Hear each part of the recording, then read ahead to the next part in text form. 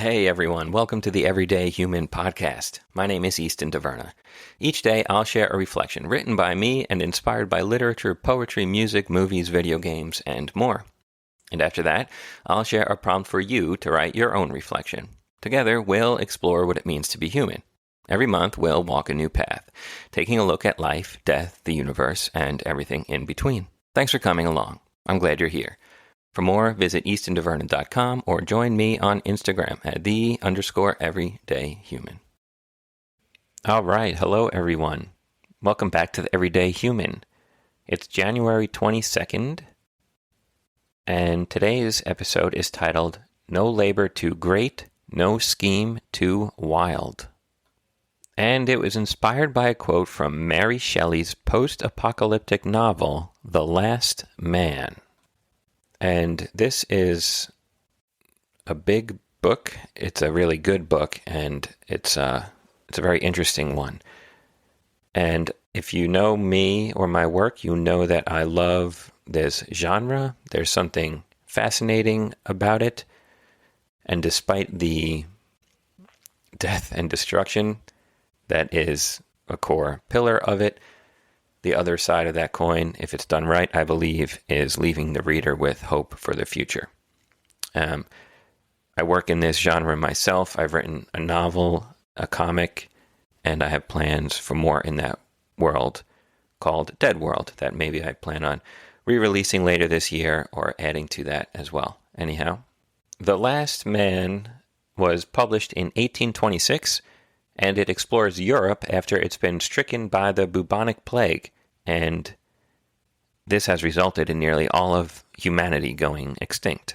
And Mary Shelley is, of course, most well known for her Gothic novel, Frankenstein, and she had a very interesting life. Her father was a political philosopher, and her mother was Mary Wollstonecraft, a philosopher as well, and a women's rights advocate. You may have heard of her. And Mary Shelley was married to Percy Bysshe Shelley, whose poem Ozymandias was the inspiration for January 4th's reflection of the everyday human.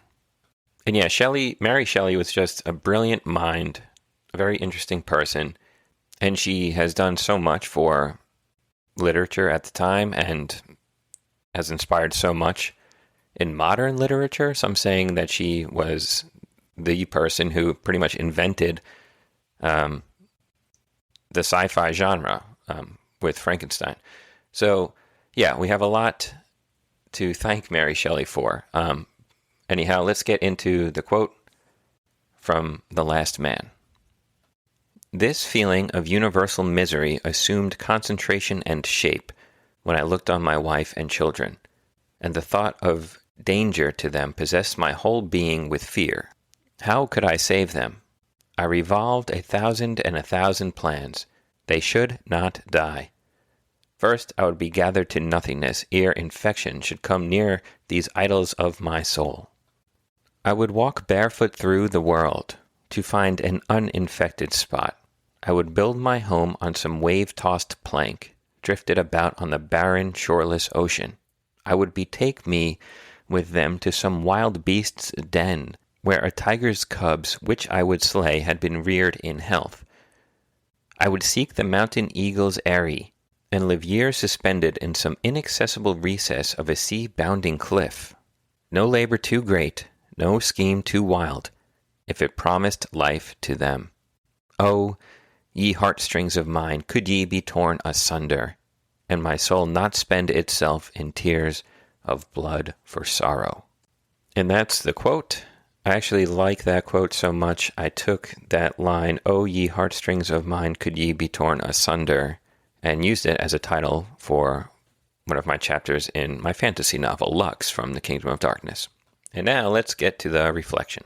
What they don't tell you before signing up for this wild adventure of existence is that near most every day, you will be encumbered with the irrationality and intensity of love and fear. Or that fear seems to be a byproduct of love. So to have one means you'll have the other. Two sides of a coin. To hold your partner, your children, your parents, and your friends dear, and to love them is to accept the fact that you will one day lose them, and subsequently Live with the fear of that day, whether it sits in the light, in the forefront of your mind, or buried deep in the back, covered in shadows, just waiting. And every so often calling out to you to let you know it's there. But we are human, are we not?